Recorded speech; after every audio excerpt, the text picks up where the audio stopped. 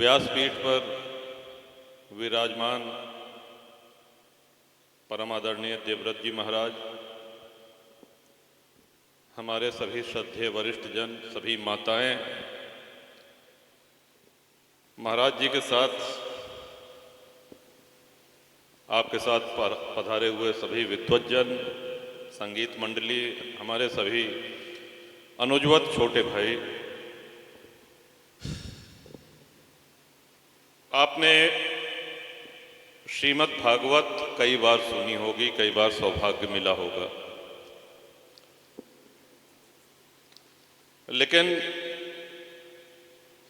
आदरणीय आचार्य जी ने जो धर्म के विषय में चिंता जताई, इस ओर आपका ध्यान आकर्षित करना चाहूँगा। देखें, आपके बोले के बाद कोनो ज्ञान दे वाली बात तो बची नहीं ना, हम इतना बड़ा ज्ञानी है कि आपके सामने बोल सकी, लेकिन हम सब का अपने अपने घरे जाए के आज हमार सनातन धर्म कौने स्थिति में है और आवे वाले 20 वर्ष 15-20 वर्ष बाद हम लोग कौने स्थिति में रहब, यह चीज के चिंतन, एक मंथन हमका अवश्य करे चाहिए। हमको आज़ादी कब मिली? सभी लोग जानते हैं, 15 अगस्त 26 जनवरी को गणतंत्र हुआ। विश्व का सबसे बड़ा लोकतंत्र है। बड़ा अच्छा महाराज जी ने कहा कि भाई ये देश ही नहीं है, ये हमारी माता। क्यों ही नहीं कहा कि हम जापान माता जा रहे हैं, अमेरिका माता जा रहे हैं, कहाँ से आ रहे हैं? हम इंग्लैंड माता से आ रहे हैं। माँ की श्रेणी में अपने राष्ट्र को रखा है और विश्व का सबसे बड़ा लोकतंत्र है, परमाणु शक्ति संपन्न राष्ट्र है। विश्व के बहुत गिने चुने राष्ट्र परमाणु शक्ति संपन्न राष्ट्र हैं। चीन के बाद सबसे बड़ी सेना है। जल थल वायु बहुत भारी तादाद में, और इसके अलावा अर्धसैनिक बल, बीएसएफ, सीआरपीएफ, तमाम आईटीबीपी, सीआईएसएफ। आप कल्पना करिए, हम किसी दूसरे देश से नहीं हारे हैं। 16 जनवरी 1990 धर्म के आधार पर, हिंदू होने के कारण, एक रात के अंदर कश्मीर से 5 लाख हिंदुओं को विस्थापित कर दिया गया। एक भी समाचार चैनल नहीं बोला, एक भी राजनीतिक दल नहीं बोला, और बड़े खेद के साथ कहना पड़ रहा है कि बहुत बड़े बड़े धर्माचार्य भी इस विषय में मौन रहे। हमको इसकी चिंतन करने की आवश्यकता है। आजकल एक फिल्म आई है, बड़ी चर्चा का विषय बना है, आप लोगों ने भी नाम सुना होगा, द कश्मीर फाइल्स। हिंदुओं की व्यथा को दिखाती हुई ये फिल्म, जिसमें तमाम लोग इस बात के लिए मुकदमेबाजी कर रहे हैं कि इस फिल्म का प्रदर्शन बंद कर दिया जाए, इसको दिखाना बंद कर दें, इसको सिनेमा हॉल से निकलवा लिया जाए। क्यों? क्योंकि हमारे ऊपर, हिंदू समाज के ऊपर जो बीता, वो फिल्म उसकी एक जीती जागती कहानी है, वो सच्चाई बताती है, और सच्चाई से बहुत से लोगों को दिक्कत होती है। विश्व में अनेक सभ्यताएं हैं, अनेक संस्कृतियां हैं, लेकिन हमारे लिए ये बहुत सौभाग्य और गर्व का विषय है कि सबसे पुरानी संस्कृति और जीवित संस्कृति हम इसलिए कहते हैं कि आज से 5000 वर्ष पूर्व, 10,000 वर्ष पूर्व, शिशु के जन्म से लेकर के उसके अंतिम संस्कार तक जो जो रीतियां अपनाई जाती थी, जो जो कर्मकांड होते थे, आज भी वही जीवित है। ये जो हम लोग धोती कुर्ता पहनते हैं या माताएं धोती पहनती हैं, थोड़ा बहुत पहनने के तरीके में अंतर हो सकता है, लेकिन जो महाराज कह रहे हैं कि सतयुग से लेकर के, त्रेता से लेकर के द्वापर होते हुए और कलयुग तक यही परिवेश तो है। संतों के ऊपर जो भगवा वस्त्र शोभायमान होता है, ये भगवा वस्त्र आज का है। कहते हैं जब धरती पर पहली बार सूर्योदय हुआ था, तब भगवा ध्वज ने जन्म लिया था, और ये भगवा ध्वज हमारी श्रद्धा का प्रतीक है। ये चारों एक जीवित संस्कृति है हमारी। लेकिन क्या जीवित संस्कृति को जीवित रखने के लिए हमारा कोई अपना दायित्व बनता है कि नहीं, कि सब आचार्य गणों को जिम्मेदारी दे दी गई है? हम अपने घर में अपने बच्चों से कितनी धर्म चर्चा करते हैं? आने वाले दिनों में जो संकट का सामना हम सभी को करना पड़ेगा, उसके लिए हम कितना तैयार हैं? हम बहुत अच्छे शिक्षित हैं, ईश्वर की कृपा से घर में सब नौकरी कर रहे हैं, खाते पीते घर के हैं, ईश्वर ने किसी चीज की कमी नहीं रखी है, अच्छी बात है। लेकिन हम अपने धर्म, अपने संस्कृति के प्रति कितने निष्ठावान हैं? और हम क्या, आज संचार के माध्यम आप देखें कितने बढ़ गए हैं। पहले जो टेलीफोन हुआ करता था, अब तो हर हाथ में टेलीफोन है, बल्कि हर हाथ में एक मूवी कैमरा कह लीजिए या इंटरनेट कह लीजिए, सब कुछ है। पहले आपको किसी विषय को पता लगाने के लिए लाइब्रेरी से किताब लेनी पड़ती थी या ढूंढना पड़ता था। आज तो आप गूगल पे जाइए और तुरंत आपकी शंका का समाधान या आप जो जानकारी चाह रहे हैं वो जानकारी आपको उपलब्ध हो जाएगी।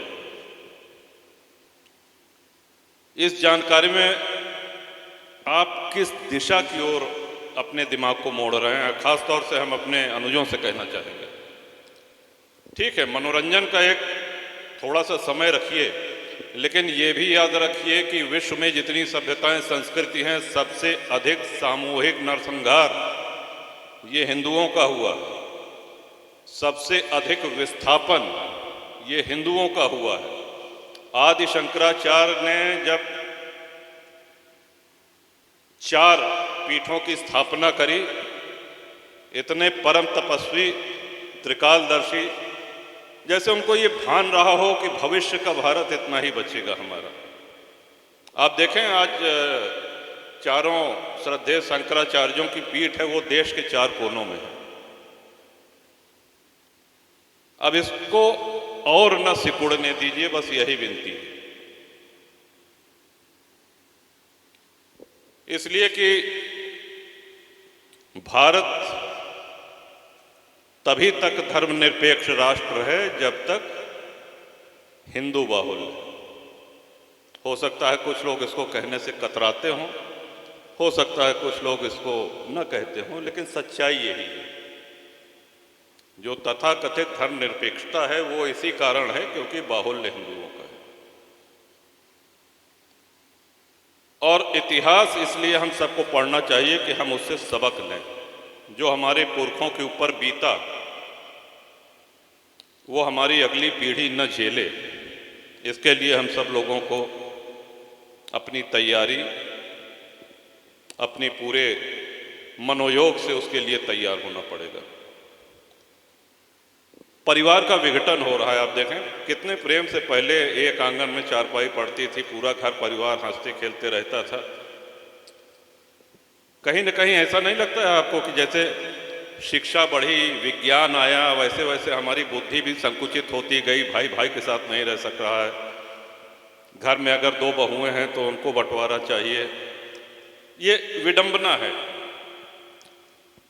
और मनोरंजन के साधन आए। पहले क्या था कि दादा दादी, नाना नानी धर्म विषयक कथा कहानी सुनाते थे।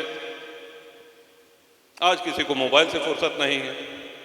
आप जो माताएं बैठी हैं स्वयं सोचें कि जितना धर्म के त्योहारों के विषय में और तीज त्योहारों के विषय में जितनी आपको जानकारी है, क्या अगली पीढ़ी को उतनी जानकारी है? और नहीं है तो इसके दोषी कौन है? दोषी हम सिखा क्या रहे हैं अपने बच्चों को? ठीक है, जीविकोपार्जन के लिए जैसा कि आचार्य जी ने कहा, आज के समय में अंग्रेजी जानना अच्छी बात है और कहीं न कहीं वो आपकी नौकरी में, आपके भविष्य के लिए वो सहायक भी बनेगी, अंग्रेजी का ज्ञान। लेकिन हमारे दिमाग में ये भ्रम हो जाए कि साहब अंग्रेजी हिंदी से बेहतर है, या हमको विकसित दिखने के लिए हिंदी छोड़ के हम अंग्रेजी बोलना शुरू कर दें, इस हीन भावना से हमको ऊपर आना पड़ेगा। जो भी हमारा स्वदेशी है, जो भी सनातनी है, वही श्रेष्ठ है। इस दृढ़ भावना के साथ हम सभी लोगों को आगे होना पड़ेगा।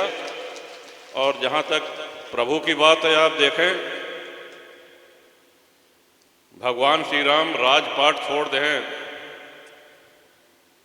संपत्ति छोड़ दें, वनवास चला गए, आभूषण उतार दें, बलकल वस्त्र धारण कर लें, लेकिन धनुष बाण छोड़ें का? धनुष बाण का है बरे ले?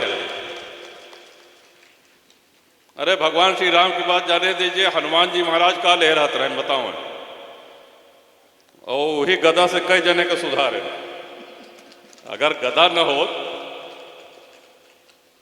हमारा आशय आप समझ गए होंगे, शास्त्र के साथ शस्त्र, दुरुपयोग नहीं, आत्मरक्षा के लिए, अपनी संस्कृति, अपनी सभ्यता की रक्षा के लिए।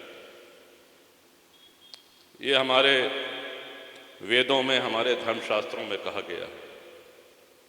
और ईश्वर ने जो निराकार हैं वो नराकार होकर के उन्होंने इसका उदाहरण प्रस्तुत किया है। भ्रिकुटी विलास सृष्टि लय हुई, जितनी देर में हम लोग पलकें झपकते हैं उतनी देर में सृष्टियों का प्रलय और निर्माण करने में सक्षम प्रभु, उनको अवतार लेना क्यों पड़ा? भक्तों के हित में? रावण को या कुंभकर्ण को मारने के लिए या खरदूषण को मारने के लिए? क्या ये आवश्यक था कि भगवान आते? उनके तो जिस भ्रिकुटी विलास सृष्टि लय हुई, लेकिन आकर के उन्होंने आने वाले युगों में सनातनियों की पीढ़ियां उनके उस मर्यादा पुरुषोत्तम रूप का चिंतन करें और अपनी मुक्ति का मार्ग प्रशस्त करें, इसलिए उन्होंने आकर के अवतार लिया। भगवान श्री राम ने, भगवान श्री कृष्ण ने लीलाएं करी, हमको सन्मार्ग दिखाया। और जैसा कि हम हमेशा कहते हैं कि ये सौभाग्य बहुत कम दिन मिलता है। आचार्य जी आए हैं, आज 9वां दिन है कि 7वां दिन? 7वां दिन, और आज विश्राम है। 7 दिन से आप सभी को सौभाग्य मिल रहा है कथामृत पान का, यानी कि 7 दिन से आप बता रहे हैं कि आपकी जीवन शैली, आप अपना जीवन कैसे जिए। और आज आपकी विदाई होगी और हम लोग पूरा भूल जाए, ऐसे तो कोनो लाभ ना हो ना। वैद्य बहुत अच्छे हैं, रोगी गए, रोगी ने अपनी नब्ज दिखाई, वैद्य ने नब्ज देखी, पित्त बात कफ ये सब देखने के बाद उन्होंने जब औषधि दी, तो औषधि का पान करने पे ही तो लाभ होगा। औषधि तो आप जो बता के जा रहे हैं वो अनमोल है, अद्वितीय है, अकाट्य है, लेकिन उस औषधि का पान हम सब लोग करते रहें और अपने घर के बच्चों को कराते रहें, यही माँ शारदा से कामना है। महाराज जी, आपको भी हम सभी लोगों की तरफ से ढेर सारी शुभकामनाएं। माँ शारदा की विशेष कृपा है आपके ऊपर, उस कृपा में और वृद्धि हो। आप इसी तरह मुखर होकर के सनातन धर्म रक्षार्थ लोगों का मार्गदर्शन करें और अपनी कथाओं के माध्यम से सबके जीवन को सफल बनाते चलें। हम सभी लोगों की ओर से यही शुभकामना है। एक बार पुनः आए हुए हमारे सभी सम्मानित वरिष्ठ जन, माता जी, आप सब लोगों को हमारा प्रणाम। अगर कहीं बोलने में कोई त्रुटि रह गई हो तो उसके लिए भी क्षमा प्रार्थी हैं। इन्हीं शब्दों के साथ बहुत बहुत धन्यवाद, सादर प्रणाम। सभी लोग यथास्थान खड़े होकर के, मंच पर कोई नहीं आएगा, ऊपर केवल सरकार यहाँ से आरती करेंगे, बाकी सब लोग नीचे से वहीं स्थान पर खड़े होकर के आरती करें। रिंग तीव्र ज्वाल्या नमः शंभो ज्वाला मालिन्य नमः। और देखिए आप लोगों को कितना प्रेम करते हैं माननीय जी, कि जीत के बाद अगर इनका पहला कहीं संबोधन हुआ और पहली जगह कहीं गए दर्शन किया तो वो भागवत जी के दर्शन के लिए आए और आप सबके प्रेम के लिए आए।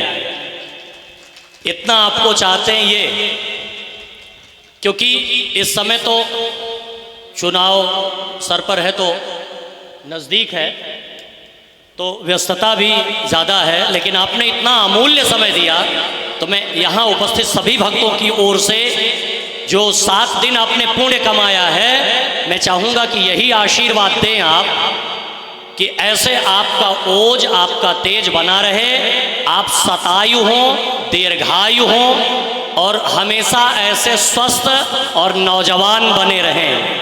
यही मेरी मंगल कामना, यही शुभकामना।